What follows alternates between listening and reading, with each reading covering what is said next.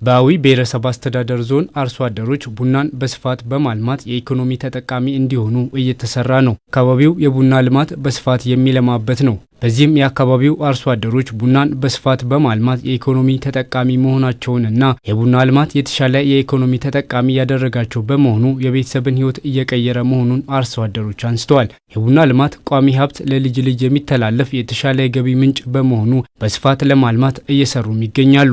ከፍተኛ ገቢ የምናገኘው በቡና ነው። እንዲሁም ከሌላ ምርት ከኛ አካባቢ ቡና ነው የምንጠቀምበት።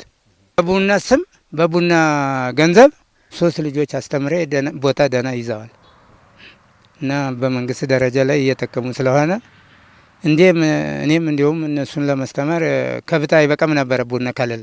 ያው 60 ዓመት ኩኛል ለልጆች ብዬ ነው የምጠቅለውም ደግሞ እኔ ጉልበት እየደከመ ስለሄደ ይሄን ሰራተኛ እያስለከሙ ተጠቀማለሁ፣ ቤትም ሰራለሁ።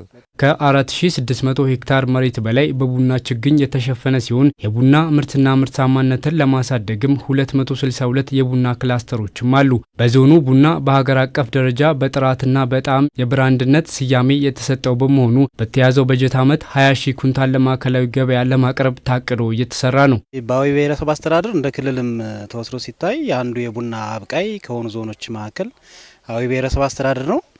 ስለዚህ ያለን የቡና ሽፋን እንደሚታወቀው ከ4600 ሄክታር በላይ በቡና በተለያዩ ዝርያዎች የተሸፈነበት ሁኔታ ነው ያለ። እንግዲህም ጭምር በእያንዳንዱ ወረዳና በክላስተርም ጭምር ተደራጅቶ የተያዘና የለማ የሚገኝበት ሁኔታ ነው ያለ። እንግዲህ ከ262 በላይ ክላስተሮች የቡና ክላስተር እንደ አዊ ብሔረሰብ አስተዳደር ተፈጥሮ በዛ መንገድም ጭምር የማኔጅመንት ስራዎችም እየተሰሩ የሚገኙበት ሁኔታ አለ።